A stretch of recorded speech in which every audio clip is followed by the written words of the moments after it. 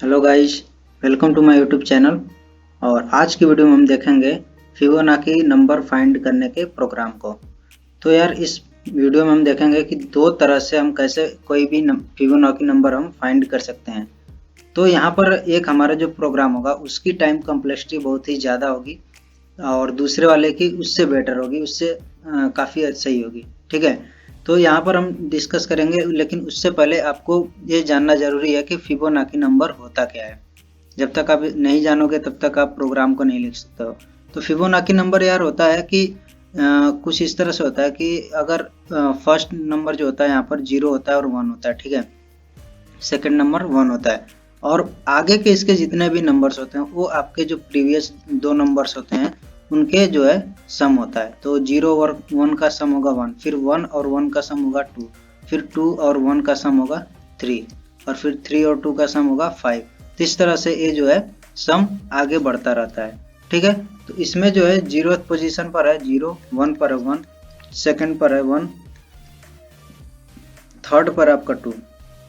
तो इस तरह से आपका नंबर हो रहा है। अब यहाँ पर हम जो फर्स्ट अपना देखेंगे उस देखेंगे हम हमारा मेथड होगा यूजिंग रिकर्सन मेथड। तो सबसे पहले हम इसका लॉजिक देख लेते हैं, उसके बाद हम देखेंगे कि आखिरकार इसकी ये जो हमारा प्रोग्राम लिखेंगे इसकी टाइम कॉम्प्लेक्सिटी होगी order of 2 to the power n। ठीक है, और किसी भी प्रोग्राम के लिए ये जो ऑर्डर होता है वो बहुत ही खराब माना जाता है। ठीक है, यानी कि आपका n स्क्वायर होता है, n स्क्वायर से भी ये जो है बहुत ही खराब होता है क्योंकि एक एक्सपोनेंशियल हो गया। ठीक है, जैसे अगर मैं यहाँ पर एक कंपेयर आपको दिखा देता हूँ। अगर हमारे n की वैल्यू है, सपोज यहाँ पर हमने लिया n की वैल्यू 2, ये कितना होगा 4, और ये भी हो जाएगा 4। n की वैल्यू हमने अगर लिया 3 तो ये कितना हो जाएगा 9, और ये कितना हो जाएगा यहाँ पर 3 हो जाएगा तो हो जाएगा 8। n की वैल्यू अगर हमने 4 लिया तो हो जाएगा 16, और यहाँ पर कितना हो जाएगा 2 के पावर 4। अब आप देखोगे कि यहाँ पर ये 16 है। फिर n के वैल्यू अगर हमने 5 लिया तो ये कितना हो जाएगा 25, और ये कितना हो गया, अब यहाँ पर जो है इंक्रीमेंट होगा ये, और ये हो गया 32। अब जैसे जैसे आप बढ़ोगे आगे, यहाँ पर 6 लिए 36 होगा है, और ये हो जाएगा 2 के पावर 6 तो हो जाएगा 64, और इसका से आएगा आपका 128 256, और फिर 512 1024 2048। इस तरह से इंक्रीमेंट होगा। ठीक है, आप देख रहे हो यहाँ पर कितना एक्सपोनेंशियल चेंज आ रहा है, लेकिन इसमें उतना चेंज नहीं आएगा n स्क्वायर में, तो इसलिए बहुत ही खराब माना जाता है आपका जो 2 के पावर n होता है टाइम कॉम्प्लेक्सिटी। ओके, तो यहाँ पर हमें सबसे पहले क्या करना होगा कि जो भी हमें जो पोजीशन की हमें वैल्यू कैलकुलेट करनी है फिबोनाची सीरीज में, ठीक है, उसको हमें इनपुट में लेना होगा। तो इसके लिए हम सबसे पहले अपना एक वेरिएबल यहाँ पर डिक्लेयर करेंगे, और वो हो गया हमारा वेरिएबल नंबर। फिर हमने सीन किया और नंबर में हमने उस वैल्यू को स्टोर कर दिया। अब हम क्या करेंगे, यहाँ पर हम जो है दो तरह से इस जो भी हमारा प्रोग्राम है इसको हम कर सकते हैं। ठीक है, एक तो हमारा है कि यहीं पर हम पूरा प्रोग्राम अपना कर लें मेन फंक्शन के अंदर, और दूसरा है कि हम जो है एक फंक्शन का यूज करके कर सकते हैं। तो यहाँ पर मैं आपको फंक्शन का यूज करके बताऊंगा, जिससे कि आपको फंक्शन के बारे में भी कुछ पता चले कि हम कैसे फंक्शन का यूज करके प्रोग्राम को करते हैं। और यहाँ पर मैं इसका जो है रिटर्न टाइप रखूंगा फंक्शन का इंटीजर। ठीक है, वैसे तो हम वाइड भी रख सकते हैं, लेकिन मैं यहाँ पर रख रहा हूँ इंटीजर। और ये हमारा हमने एक वेरिएबल डिक्लेयर किया इंट, और फिबोनाची नंबर ये हमारा वेरिएबल हो गया। इसके बाद से हमारा फंक्शन होगा कैलकुलेट फिबोनाची, और इसमें हमारा आर्गुमेंट रहेगा नंबर। तो ये फंक्शन जो भी वैल्यू रिटर्न करेगा वो जो है स्टोर हो जाएगा हमारा फिबोनाची नंबर में। अब हमें क्या करना है, इसको जो है सी आउट करा देंगे, और ये हो जाएगा हमारा फिबोनाची नंबर। अब जो हमने यहाँ पर फंक्शन लिखा इसकी हमें कोडिंग करनी बाकी है, यही हमारा जो है मेन काम करेगा। इसके लिए हम यहाँ पर यूज करेंगे। और एक चीज़ और मैं बता दूं कि अगर आप फंक्शन यहाँ पर लिखते हैं, ठीक है, मैं आपको दिखाता हूँ एक मिनट। तो अगर जैसे यहाँ पर हमारा है इंट जो है रिटर्न टाइप है इसका से calculate Fibonacci number int number. तो अगर जो है आप यहीं पर प्रोग्रामिंग पूरी आप करते हो, जो भी आपका फंक्शन है इसकी प्रोग्रामिंग आप यहाँ पर करते हो, तो हमें यहाँ पर डिक्लेयर करने की ज़रूरत ऊपर नहीं पड़ती है। लेकिन अगर सपोज मैं जो है यहाँ पर न करके और मैं क्या करता हूँ इसके नीचे यहाँ पर प्रोग्राम लिखता हूँ, तब हमें क्या करना पड़ेगा, अगर मैं ऐसा करता हूँ तो हमें जो यहाँ पर डिक्लेयर करना पड़ेगा, जिससे कि जब कंपाइलर जो है प्रोग्राम को कंपाइल करे तो उसको पता चले कि ये जो है एक फंक्शन है। ठीक है, नहीं तो अगर आप यहाँ पर डिक्लेयर नहीं करोगे तो ये क्या करेगा, कंपाइलर यहाँ पर कंपाइल करते करते आएगा और जैसे ही इस वाली लाइन में आएगा तो उसको ये पता नहीं चलेगा कि ये जो है कैलकुलेट फिबोनाची जो है ये क्या चीज़ है। तो इसलिए हमें ऐसा करना पड़ता है। तो मैं जो है यहाँ पर इसकी प्रोग्रामिंग करता हूँ तो हमें डिक्लेयर करने की कोई ज़रूरत नहीं पड़ेगी।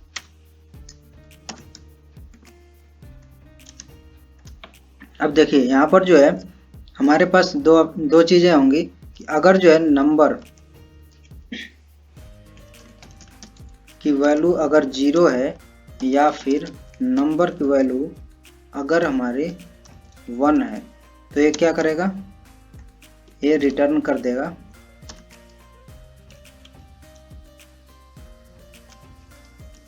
रिटर्न कर देगा हमारा नंबर। लेकिन अगर ऐसा नहीं है एल्स में आएगा। अगर ऐसा नहीं होता है तो क्या हमें रिटर्न करना है, हमें रिटर्न करा देना होगा जो हमारा फंक्शन है कैलकुलेट फिबोनाची, उसमें आर्गुमेंट होगा हमारा नंबर -2 और प्लस में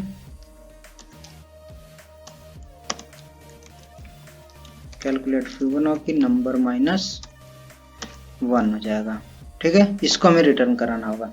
तो इस तरह से हमारा पूरा प्रोग्राम होगा। तो इसको मैं आपको एक बार समझा देता हूँ कि आखिरकार ये किस तरह से हमारा काम करेगा। ये जो हमने रिकर्सिव कॉल यहाँ पर किया है, ठीक है, ये कैसे काम करेगा। तो जैसे ही अगर आपने वैल्यू दी सपोज 0 तो यहाँ पर रिटर्न कर देगा पूरा फंक्शन है, जो यहाँ पर प्रोग्राम खत्म हो जाएगा और रिटर्न होकर के इसमें वैल्यू स्टोर हो जाएगी। और अगर आपने 1 किया तो सेम वही काम होगा। लेकिन अगर सपोज आपने 2 किया है, यहाँ पर नंबर जो है 2 है, तो अब क्या होगा कि यहाँ पर आएगा और फिर से यही फंक्शन कॉल होगा। अब क्या होगा कि ये जो फंक्शन है कॉल फिबोनाची कैलकुलेट फिबोनाची, तो यहाँ पर अब क्या है नंबर की वैल्यू 0 हो गई और 1 में क्या हो जाएगा नंबर की वैल्यू, इसकी वैल्यू पूरी हो जाएगी 1। तो ये सेम चीज बार बार जो है हमारा यहाँ पर रिपीट होगा, यानी कॉल होगा। ठीक है, तो इस तरह से पूरा जो है कैलकुलेट करेगा, क्योंकि यहाँ पर एक प्लस साइन हमने दिया है तो जो भी वैल्यूज होंगी वो जो आपस में प्लस होते होते हमारी लास्ट में रिटर्न हो जाएंगी। ठीक है, तो इसको हम एक बार और अच्छे से समझते हैं कि आखिरकार ये काम कैसे कर रहा है। लेकिन उससे पहले मैं आपको एक बार इस प्रोग्राम को रन करके दिखाता हूँ। तो अगर सपोज हमने यहाँ पर दिया 4 और इसको रन कराया तो यहाँ पर सक्सेसफुली एग्जीक्यूट हो चुका है और हमारी वैल्यू जो है वो 3 आई है। और आपने जो है सीरीज में देखी थी उसमें जो है 4th वैल्यू जो हमारी थी वो 3 थी। 0th पोजीशन पर थी 0, फर्स्ट पोजीशन पर 1, सेकेंड पर भी 1 था और थर्ड पर 2 था। ठीक है, और 4th पर हमारा 3 था। तो इस तरह से हमें अगर चाहिए 10th वाली पोजीशन पर तो उसको भी हम फाइंड कर सकते हैं। ठीक है, लेकिन आप इसमें एक बार ध्यान देना कि ये जो है रिकर्सिव कॉल हो रहा है। ठीक है, और मैंने आपको बताया था कि अगर आप जो है इसका जो टाइम कॉम्प्लेक्सिटी होता है 2 के पावर n होता है, यानी कि अगर आप 10 टाइम्स भी इसको चलाते हो तो आपका बहुत ज़्यादा टाइम लेगा। ठीक है, और इस तरह से अगर आप सपोज 50 टाइम्स अगर चलाना चाहो तो बहुत ही ज़्यादा टाइम लगेगा, यानी 2 के पावर 50 आपको चेक करना पड़ेगा कितना होता है, उतना टाइम ही लगाएगा। तो इससे हम बहुत बड़ा नंबर को फाइंड नहीं कर सकते हैं। ठीक है, क्योंकि रिकर्सिव कॉल हो रहा है, बहुत ज़्यादा टाइम लगाएगा, कई साल लगा सकता है पूरे जो है इसको कैलकुलेट होने में। तो इसलिए ये हमारा जो है उतना ज़्यादा एफिशिएंट प्रोग्राम नहीं है। अब एक बार देखते हैं कि आखिरकार ये जो रिकर्सिव कॉल हो रहा था वो कैसे काम कर रहा है। तो हमारा सबसे पहले क्या था कि इफ़ जो है नंबर हमारा था वो अगर 0 है या फिर नंबर अगर 1 है तो हमें रिटर्न करेगा नंबर। ठीक है, इतना था। और एल्स वाले में क्या था कि जो भी हमारा कैलकुलेट फिबोनाची था वो n-2 था और प्लस में कैलकुलेट फिबोनाची और n-1 था, कुछ इस तरह का था हमारा। ठीक है, अब देखिए अगर हमारे पास कुछ इस तरह का हो कि हमने नंबर इनपुट कराया है, सपोज 4 इनपुट कराया, तो किस तरह चलेगा है। यहाँ पर क्या होगा कि अब जाएगा, यहाँ पर इफ वाली कंडीशन नहीं चलेगी। ठीक है, तो एल्स वाली में आएगा और क्या होगा, रिटर्न कराना है दिस प्लस दिस। तो उसको तो ये पता नहीं है कि ये इसकी वैल्यू क्या है, इसकी वैल्यू क्या है। तो फिर क्या करेगा, वो देखेगा कि अच्छा इसको पता है कि ये जो है एक फंक्शन है, कैलकुलेट फिबोनाची एक फंक्शन है। तो क्या करेगा, फिर ये जाएगा यहाँ पर और जो हमारा फंक्शन था उसी में फिर चला जाएगा। तो अब क्या होगा कि आर्गुमेंट इसका क्या है, नंबर -2 है, तो ये जो नंबर हमारा है इसमें से -2 हो जाएगा और फिर कितना आ जाएगा, अब 2 हो गया। ठीक है, यानी कि हमारा जो यहाँ पर फंक्शन था वो अब 2 हो गया। और सेकंड वाला हमारा क्या होगा कि n-1 है तो ये हो जाएगा 3, फिर हो गया। अब इसके बाद से यहाँ पर आएगा और फिर यहाँ पर आएगा और चेक करेगा इफ वाली कंडीशन यहाँ पर हो रही नहीं हो रही, तो एल्स वाले में आएगा, फिर देखेगा कि यहाँ पर जो है फिर वही फंक्शन है और उसमें आर्गुमेंट है n-2 और n-1, तो फिर इसके 2 पार्ट हो जाएंगे। ठीक है, और कितना कितना हो जाएगा, एक में होगा और नंबर 0 पास होगा और एक में नंबर 1 पास होगा। तो अब जब ये वाला फंक्शन चलेगा, ठीक है, यहाँ पर कैलकुलेट फिबोनाची रहेगा और उसके अंदर ये रहेगा, यहाँ पर भी कैलकुलेट फिबोनाची, वहाँ पर 1 रहेगा। तो अब यहाँ पर इफ वाली कंडीशन चलेगी और इसके बीच में क्या है, प्लस है आपका। ठीक है, तो अब क्या होगा कि यहाँ पर इसकी वैल्यू 0 मिलेगी, इसकी वैल्यू 1 मिलेगी, तो 0 और 1 यहाँ पर हो जाएगा, इसकी वैल्यू 2 वाले की वैल्यू 1 हो गई। और 3 वाला भी सेम इसी तरह चलेगा, यहाँ पर आर्गुमेंट 1 रहेगा, यहाँ पर आर्गुमेंट 2 रहेगा। ठीक है, सबसे पहले -2 होगा फिर -1 होगा। अब इसके बाद 1 की वैल्यू तो उसको पता है, तो ये क्या करेगा, 1 यहाँ पर आ गया और सॉरी 2 वाले की वैल्यू यहाँ पर होगी 0 और 1 होगी। तो फिर ये दोनों प्लस होकर के यहाँ पर आएंगे, 1 होगी इसकी वैल्यू और 1 + 1 इसकी वैल्यू 2 हो गई। यहाँ पर भी प्लस था तो 2 और 1 ये हो गया इसकी वैल्यू 3 और ये 3 रिटर्न हो जाएगा। ठीक है, तो कुछ इस तरह से चलेगा। लेकिन आप यहाँ पर एक चीज नोटिस करो कि हमने यहाँ पर कैलकुलेट किया है, हमने यहाँ पर 2 की वैल्यू जो भी फंक्शन था उसकी वैल्यू आर्गुमेंट जब 2 है तो उसको कैलकुलेट किया है। सेम चीज हम यहाँ भी कर रहे हैं। ठीक है, हमने 0 वाली वैल्यू को यहाँ पर कैलकुलेट किया, 1 को किया, फिर 1 को किया, 0 को किया, 1 को किया। लेकिन अभी मैं यहाँ पर नंबर सिर्फ 4 लिया हूँ। ठीक है, नंबर सिर्फ 4 लिया हूँ। जैसे जैसे आपका नंबर बढ़ेगा, अगर सपोज हमने 10 लिया तो उसमें जो है ज्यादा टाइम से जो है 2 की वैल्यू हमें कैलकुलेट करनी पड़ेगी, 3 की वैल्यू कैलकुलेट करनी पड़ेगी, इस तरह से। तो ज्यादा टाइम इसी में हमारा वेस्ट हो जाता है कि हम सेम वैल्यू को बार बार कैलकुलेट कर रहे हैं। ठीक है, अगर हम कुछ ऐसा करते हैं कि ये जो वैल्यू है हमारी एक बार कैलकुलेट होगी, इसको हम कहीं स्टोर कर लें तो हमारा ये प्रोग्राम काफी एफिशिएंट हो जाएगा। और यही हम करते हैं डायनेमिक प्रोग्रामिंग में। ठीक है, तो इसमें हम डायनेमिक प्रोग्रामिंग नहीं देखेंगे, हम देखेंगे एक दूसरा मेथड जिससे कि हम और एफिशिएंट तरीके से इस प्रोग्राम को लिख सकते हैं। तो ये तो हो गया हमारा रिकर्सिव मेथड से, और इसमें हमने देख लिया कि किस वजह से ये जो है इतना स्लो हो जाता है। ठीक है, और यहाँ पर जो आप देख सकते हो टाइम कॉम्प्लेक्सिटी, हमें अगर एक इंस्ट्रक्शन चलाना हो तो ये जो है 2 पार्ट्स में बार बार डिवाइड हो रहा है। ठीक है, जो भी इंस्ट्रक्शन हमारे चलेंगे वो 2 पार्ट्स में डिवाइड होंगे इस तरह से। तो इस तरह से हमारा ये प्रोग्राम बहुत ही स्लो हो जाता है। ठीक है, तो अब हम देखते हैं कि हमारा दूसरा मेथड क्या होगा कि जिससे ये प्रोग्राम थोड़ा एफिशिएंट चलेगा। अब जो दूसरा हमारा मेथड है इसमें हम कुछ इस तरह से काम करेंगे कि हमारा जो 0th पोजीशन पर वो है 0 13, कुछ इस तरह से। यानी कि अगर सपोज हमसे पूछा गया कि अगर यहाँ पर 5th पोजीशन पर कौन सी वैल्यू है, हम क्या करें, यहाँ से अगर इटरेटिवली यहाँ पर ऐड करते चलें, ठीक है, वैल्यू को अपडेट करते चलें तो हमें मिल सकता है। ठीक है, हमें ये वाली वैल्यू मिल सकती है और इसमें जो हमारा कोई रिकर्सिव कॉल नहीं होगा। तो कुछ इस तरह से हम करेंगे कि जो हमारी प्रीवियस वैल्यू है, ठीक है, और जो हमारी प्रेजेंट वैल्यू है, इसको हम बोल सकते हैं प्रेजेंट वैल्यू बोल दिया। तो जो प्रेजेंट वैल्यू है और प्रीवियस वैल्यू, इन दोनों को हम क्या करें, अगर ऐड करके किसी एक वेरिएबल में स्टोर कर लें। ठीक है। और उसको फिर हम अपडेट कर दें प्रेजेंट वाले में, जैसे कि 0 और 1 को ऐड करके यहाँ पर प्रेजेंट वाले में कर दिया, फिर यहाँ पर आए इसको और इसको ऐड करके यहाँ पर कर दिया 2 वाले पर। कुछ इस तरह से हम अपना यहाँ पर प्रोग्राम देखें। ओके, तो ये तो हमारा सारा पूरा प्रोग्राम सेम रहेगा, बस हमें थोड़ा सा चेंज करना होगा। और एक हमारा यहाँ पर ग्लोबल वेरिएबल डिक्लेयर करेंगे, इंट प्रीवियस वैल्यू, वो है हमारी 0, और एक होगी हमारी प्रेजेंट वैल्यू, इसको हमने रखा 1।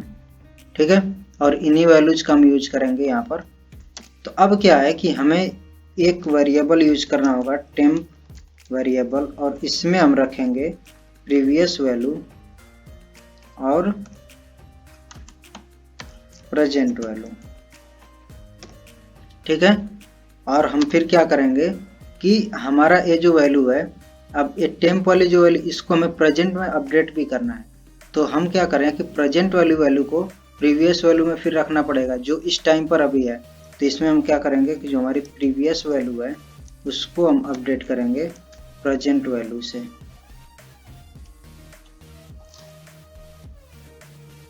यहाँ पर हमने गलत लिखा है, एक्चुअली हमारा यहाँ पर प्रेजेंट कर दिया।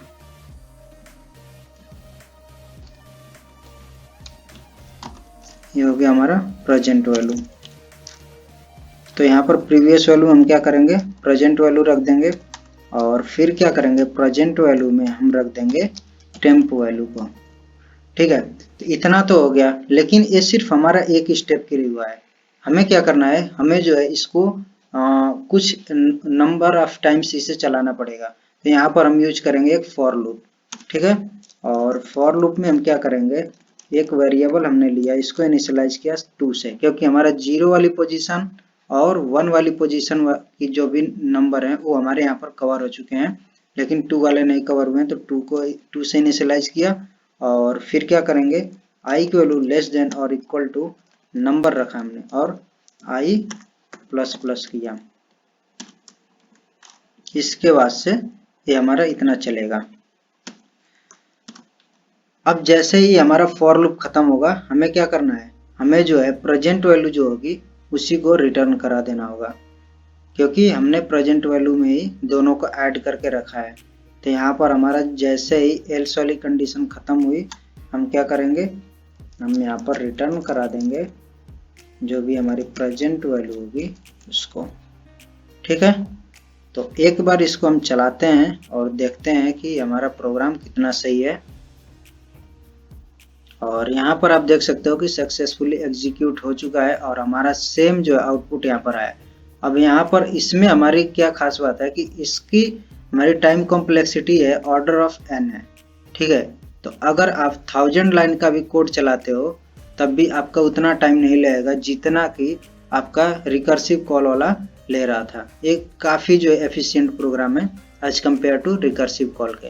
ठीक है, तो यहाँ पर हम देख लेते हैं एक बार कि अगर हम 20th वाली वैल्यू को यहाँ पर करते हैं। वैसे एक प्रॉब्लम हमारी और आ सकती है जो कि होगी इंटीजर ओवरफ्लो की, क्योंकि ये जब ऐड होते होंगे नंबर तो काफ़ी बड़े हो जाएंगे। तो यहाँ पर इतना बड़ा ना लेकर के हम अगर 10 यूज करते हैं तो उसको भी देख सकते हैं। लेकिन आप बहुत बड़े नंबर को अगर यूज करना चाहोगे तो वहाँ पर हमारा इंटीजर ओवरफ्लो की प्रॉब्लम आएगी। ठीक है, तो इस चीज़ का ध्यान रखना कि काफ़ी टाइम हमारे जो यही होता है कि इंटीजर ओवरफ्लो की वजह से हमें सही आउटपुट नहीं मिल पाता। तो हमें क्या करना पड़ता है कि जो भी हमारे डेटा टाइप हैं इनको हमें चेंज करना पड़ेगा, और क्या करना पड़ेगा, लॉन्ग करना पड़ेगा। ठीक है, तो आप यहाँ पर देख सकते हो कि हमारा दोनों प्रोग्राम बहुत ही सही से काम कर रहा है। ठीक है, तो बस आज की वीडियो में इतना ही। तो यहाँ तक वीडियो देखने के लिए बहुत बहुत धन्यवाद, और अगर चैनल को सब्सक्राइब नहीं किया तो चैनल को सब्सक्राइब कर देना और वीडियो को लाइक कर देना। ओके।